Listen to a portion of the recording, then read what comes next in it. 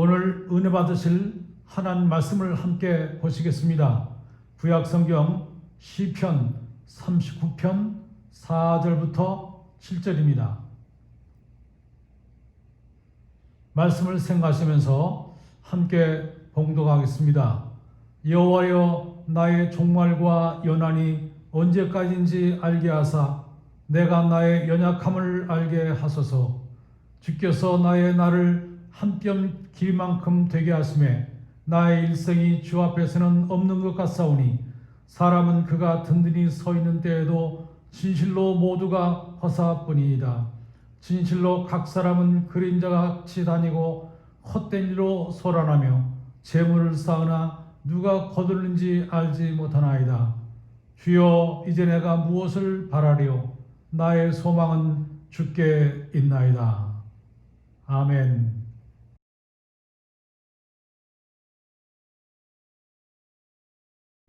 러시아의 대문호 톨스토이가 쓴 인생에는 무엇인가에 나오는 이야기입니다. 한 젊은 청년이 길을 가다가 사자를 만났습니다. 배고픈 사자가 청년을 잡아먹으려고 쫓아오고 있습니다. 이 청년은 도망가다가 우물이 하나 있어서 우물로 뛰어 들어가는데 마침 우물 옆에 칡렁풀이 있습니다. 칡렁풀을 붙잡고 우물로 내려갔습니다. 야, 이제 살았구나. 그리고 안도의 한숨을 내쉬고 밑을 내려봤더니 우물에 물은 없는데 그 우물 밑바닥에 보니까 독사들이 우글거리고 있습니다. 그러니 밑에 내려갈 수가 없어. 밑에 내려가면 독사에 물려 죽고 위로 올라가더니 위에는 또 사자가 으르렁거리고 있고 위로도 못 올라가고 아래도 내려갈 수 없습니다. 그런 급박한 상황인데 거기에 또 설상가상으로 생쥐가 나타나가지고 칡렁쿨을 갉아먹고 있습니다. 그러니 청년은 떨어져서 독사밥이 되는 것은 시간 문제입니다. 그런데 위를 쳐다봤더니 위에는 또 이 꿀벌이 집을 지어서 꿀이 가득 넘쳐가지고 그 집에서 꿀이 뚝뚝 떨어지고 있습니다. 이 청년은 그런 생사의 갈림길에서도 떨어지는 꿀을 받아먹으면서 야, 꿀맛 좋다, 그런 이야기입니다. 이 톨스토이는 인생이라는 것이 무엇이냐? 인생은 절대절명의 절박한 상황 속에서도 꿀을 찍어 먹는 것이 인생이다, 그렇게 말했습니다. 유대인의 최고 경전인 탈무드에 이런 얘기가 나옵니다. 매일 오늘이 내가 끝나는 날이라고 생각하라. 매일 오늘이 내가 시작하는 날이라고 생각하라. 그런 말이 있습니다. 우리는 하루하루를 살아갑니다. 하루하루가 쌓여서 한 주가 되고 한 주가 쌓여서 한 달이 되고 한 달이 쌓여서 1년이 되고 1년 1년 쌓여서 우리의 일생이 되는 것입니다. 어제는 이미 지나간 날입니다. 과거의 시간입니다. 다시 올라야 올 수 없는 과거의 시간입니다. 또 내일은 아직 오지 않은 날입니다. 미래의 시간입니다. 그날이 나에게 올지 안 올지는 우리는 장담할 수가 없습니다. 내가 사는 것은 지금 오늘입니다. 그렇기 때문에 오늘이 소중한 것입니다. 오늘 하루를 충실하게 보람있게 또 정성스럽게 열심히 살아야 됩니다. 그리고 오늘이 내 생에 끝나는 날이라 그렇게 생각하고 살아야 됩니다. 야고보 4장 4절에 내일 일을 너희가 알지 못하는도다. 너희 생명이 무엇이냐? 너희는 잠깐 보이다가 없어지는 안개니라 그랬습니다. 우리 인생이 안개와 같다는 겁니다. 안개는 자욱하게 끼어있다가도 아침 햇살이 비치면 순식간에 없어지는 것이 안개입니다. 우리 인생이 그런 안개와 같다는 것입니다. 내일을 모르는 것이 바로 우리의 삶입니다. 또 아침에 직장이나 아니면 볼일 보러 나간 사람이 교통사고나 불의의 사고를 당해서 시체로 죽어서 돌아오는 사람들이 있습니다. 나이가 상관이 없습니다. 어른 노인들이라고 빨리 가고 어린 아이라고 늦게 가는 법이 없습니다. 올 때는 순서로 왔지만 갈 때는 순서가 없습니다. 어떤 버스가 교통사고가 나서 차 안에 있는 사람들이 많이 죽었습니다. 물론 죽은 사람이 다 억울하지만 특별히 억울한 사람이 있습니다. 첫 번째 사람은 96번 버스를 타야 되는데 잘못 읽고 69번 버스를 타고 가다가 죽은 사람입니다. 두 번째 사람은 결혼을 하루 앞두고 죽은 젊은 청년입니다. 세 번째 사람은 버스가 출발할 때 막 뛰어와가지고 간신히 그 버스를 탄 사람입니다. 네 번째 사람은 버스 안에서 졸다가 그 정거장에서 내리지 못하고 한 정거장 더 가다가 죽은 사람입니다. 내일 일은 어떻게 될지, 내일에 어떤 일이 일어날지 우리는 알 수가 없습니다. 과연 나는 내게 주신 일생을 내가 지금까지 보람있게 살았는가? 내 자신에 대해서 내가 성실하게 삶을 살고 있는가?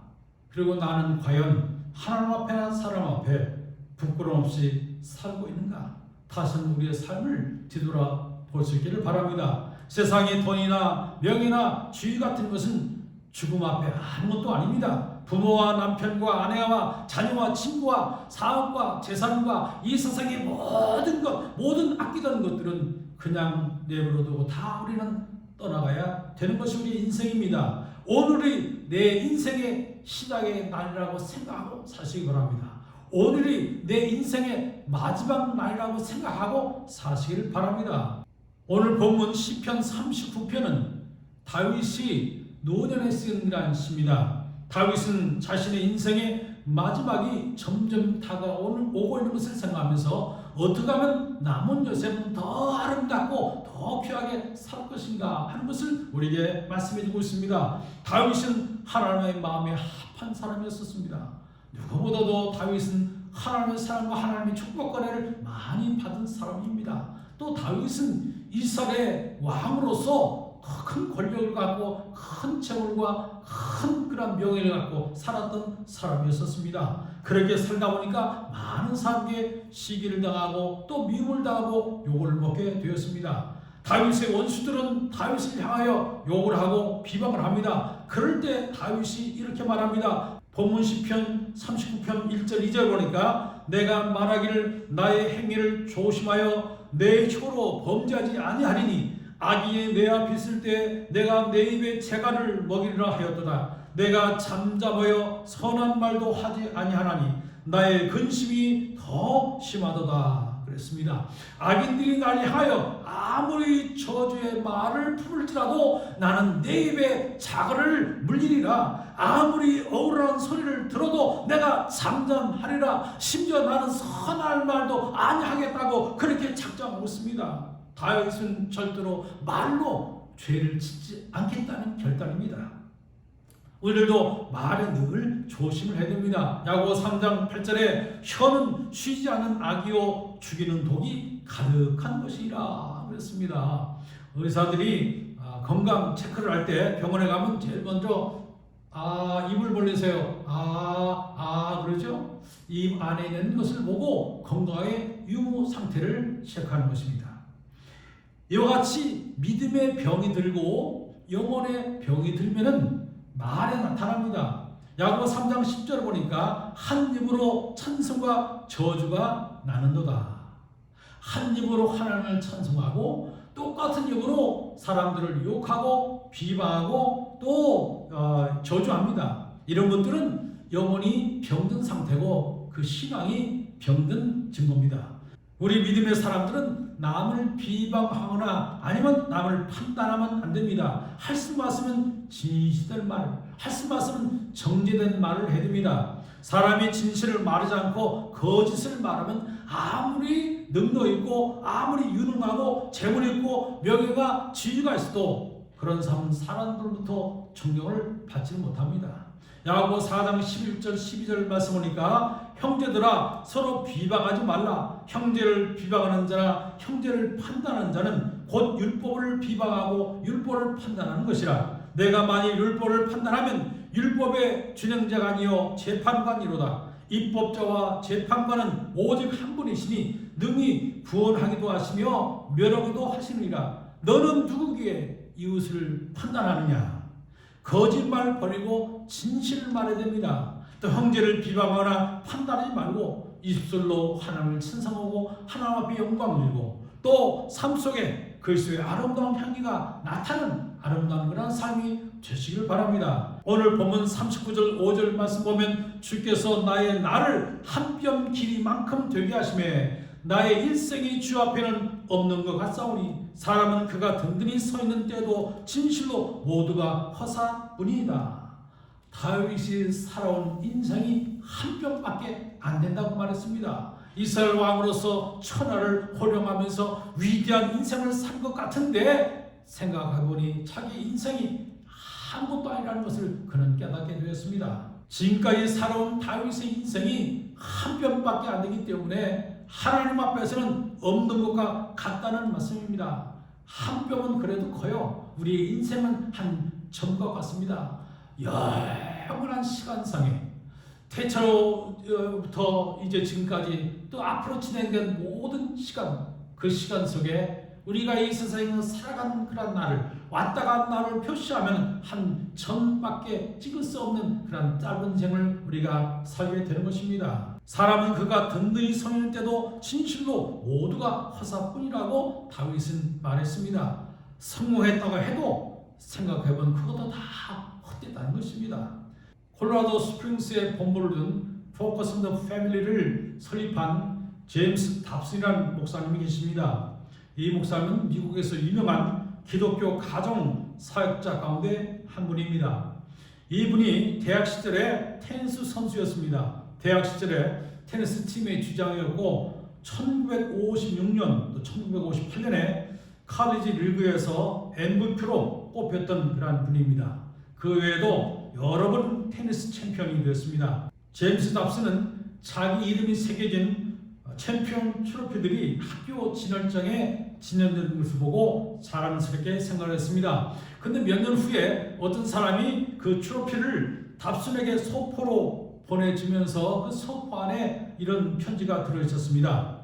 내가 쓰레기장 옆을 지나가다가 트로피가 있어서 주워보니 목사님 이름이 적혀있더군요. 쓰레기장에 버린 것이 너무 아까워서 목사님께 보내드립니다. 학교를 수리하면서 트로피를 전부 다 쓰레기통에 집어넣은 것 같습니다. 그런 내용입니다. 그 트로피를 이 목사님이 다시 받고 나서 이런 말을 했습니다. 시간이 흐르면 당신이 자랑스럽게 생각하던 모든 인생의 트로피는 쓰레기통에 버려지게 될 것입니다. 그랬습니다. 세상의 영광은 너무 자랑하지 마세요. 세상에서 자랑은 너무 자랑하지 마세요. 시간이 지나면 다 퇴색이 되고 시간이 지나면 다 버려지게 될 것입니다.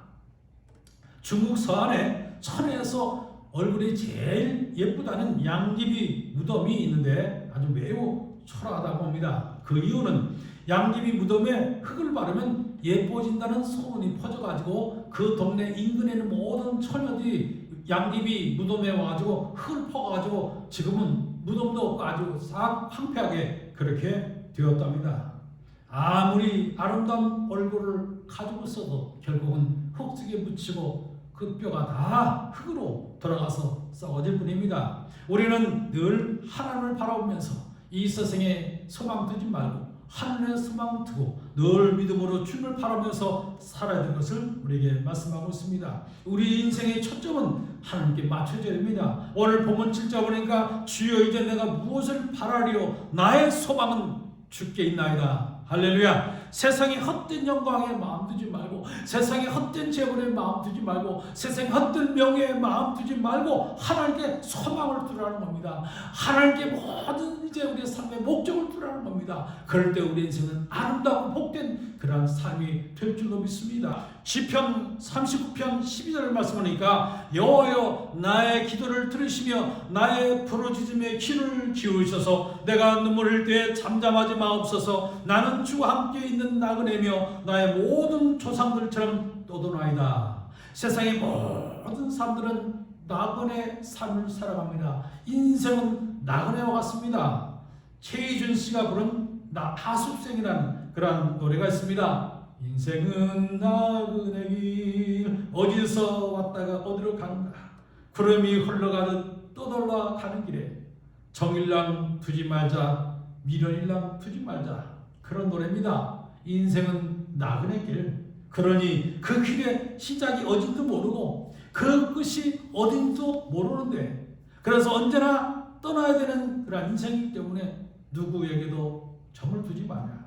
떠나게 되더라도 미련을 두지 말라는 것입니다. 우리 인생이 나그네의 삶이지만 우리의 믿음의 사람들은 목적지를 분명히 아는 나그네입니다.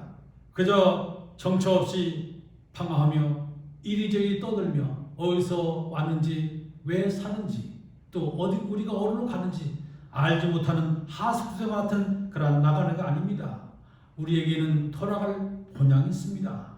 로마서 11장 36절 이는 만물이 주에게서 나오고 주로 말미암고 주께로 돌아갑니다. 그에게 영광이 세세에 있을지로다. 할렐루야. 만물이 주에게서 나오고 everything from him 모든 것이 하나님께서 나오고 주로 말미암고 through him 주를 통해서 하나님 통해서 모든 것이 이루어지고 주께로 to him 주께로 돌아갑니다.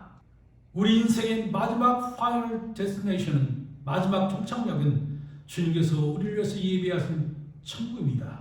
천국에서 주님과 함께 영원한 삶을 살 것입니다. 그래서 그 천국이 우리의 소망입니다.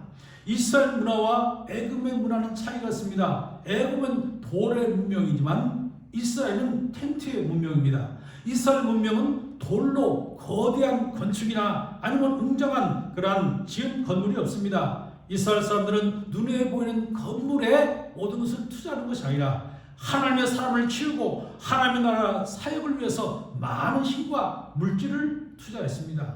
그러나 애굽은 웅장한 건물을 짓고 거대한 피라밋을 세웠습니다. 왜냐하면 저들에게는 천국의 소망이 없기 때문에 이 세상에서 최대한 영광을 누리며 살고 싶어 했습니다. 서울의 경복궁을 비롯해서 조선시대에 왕들이 살았던 그런 궁궐들이 있습니다. 부귀영화를 누렸던 왕들도 얼마 살고 다 죽었습니다. 통계를 보면 조선시의 왕들이 평균 수명이 44세라고 합니다. 아무리 궁궐이 멋있고 좋아도 영원히 살 수가 없습니다. 아무리 좋은 집에 살고 또 돈 많이 모았다 할지라도 결국 모두 남겨놓고 가야 됩니다. 두고 가야 됩니다. 안고 가나 쉬고 가나 헛수고로다. 세상의 물질 너무 지참하지 말고 하나님께 소망되며 사시는 여러분을 되시길 바랍니다. 인생은 짧습니다. 우리의 남은 인생이 그렇게 길지 않습니다. 시편 130편 15절 말씀 보니까 인생은 그날이 풀과 같으며 그 영화가 들의 꽃과 같도다. 우리의 인생은 말라 없어지는 풀과 같습니다. 또 세상의 모든 영광은 들의 꽃과 같이 다 말라지고 시들고 떨어집니다. 번불 10년 화모 11홍이라는 말이 있습니다. 이 말은 권력은 10년을 못 가고 활짝 핀 꽃도 열흘을 가지 못한다는 말입니다. 이 세상에 영원한 것은 없습니다. 또 이 세상이 아무리 좋아도 영원히 살 수는 없습니다. 우리는 그저 이 세상에 잠시 머물다가 가는 세상입니다. 세상의 헛된 영광을 버리고 영원한 천국을 삼아만 사는 여러분들이 되시길 바랍니다. 키엘 케고르의 글에 이런 이야기가 있습니다. 철새들이 따뜻한 남쪽 나라를 향해서 날아가다가 옥수수밭을 보게 됩니다. 그래서 모두가 다 내려서 옥수수밭에 내려서 옥수수를 주워 먹었습니다. 배불리 옥수수를 먹고 다시 따뜻한 남쪽 지방으로 다 날아가게 됐습니다. 근데 그 중에 한 새는 날아가지 않고 그냥 앉아서 남은 옥수수를 계속 먹고 있습니다. 야, 참 옥수수 맛이 좋다. 저 미련한 새들 이렇게 좋은 맛있는 옥수수를 여기다 남겨놓고 뭐 하려고 먼 데까지 그렇게 날아가냐. 참 미련한 새들이다. 그러게 흉을 보면서 열심히 옥수수를 먹고 있었습니다. 몇 날이 지나서 이제 찬바람이 부는 겨울이 돌아왔습니다. 자, 이제는 여기가 추우니까 남쪽 나라로 가야겠다. 그리고 나르려고 하는데 이 새가 너무 살이 쪄서 나르지를 못했습니다. 결국 그 새는 그 겨울에 추운 겨울에 죽고 말았습니다. 우리 인생도 언젠가는 겨울이 찾아옵니다. 일하고 싶어도 일할 수 없을 때가 있습니다. 또 마음은 원해도 육신이 말을 듣지 않아서 참 힘이 연약할 그런 때가 옵니다. 우리는 죽을 향해서 하루하루 가고 있는 것입니다. 사랑하는 성도는 우리의 인생은 짧습니다. 또 우리 인생은 허무합니다. 이 짧은 인생 살아가는 동안에 우리가 이 세상의 물질적인 것, 세상에 보이는 것만 갖고 따라가고 거기에 우리 정신을 다 쏟지 말고 우리의 모든 정력하고 우리 인생을 다 낭비하지 말고 영원한 세계, 눈에 보이는 영원한 세계, 주님께서 우리를 위하신 영원한 세계 천국을 바라보면서 믿음으로 하루하루 살면서 정말 우리의 삶이, 우리 남은 여생은 아름답고 귀한 그런 삶이 되시길 바랍니다. 우리의 삶은 낙엽 같은 인생입니다. 좋은만 있으면 우리는 하나님을 만나야 됩니다. 하나님 앞에서 우리는 우리의 인생을 결산하는 시간이 올 것입니다. 그때 하나님 앞에 설 때 우리는 잘했다 칭찬받는 그런 아름다운 삶이 되시길 주님으로 축원합니다. 기도하겠습니다. 사랑하신 하나님 아버지, 우리가 이 세상 살면서 우리 인생에 이런저런 많은 그런 일들이 우리에게 있습니다. 그러나 하나님께서 우리에게 지금까지 은혜 베풀어 주시고 축복해 주셔서 주님 말씀대로 살아가도록 주님 인도해 주시니 감사합니다. 우리 지금까지 살아온 우리 인생이 정말로 아름답고 그런 귀한 삶이 되어야 될 텐데 그러지 못한 이러한 삶을 우리가 사는 적도 있습니다. 주님이여, 앞으로 우리가 남은 인생 더 귀하고 아름다운 삶을 살도록 주님 인도해 주옵소서. 그러기 위해서는 눈에 보이는 이 세상 것에 집착하지 말고 영원한 천국을 소망하면서 항상 믿음으로 하루하루 우리의 남은 삶을 살아가도록 주님 인도해 주셔서 결국은 아름답고 복된 그러한 삶이 되어서 주님 앞에 설 때 잘했다 칭찬만 귀한 삶이 되도록 인도해 주옵소서. 예수님의 이름으로 기도하옵나이다. 아멘.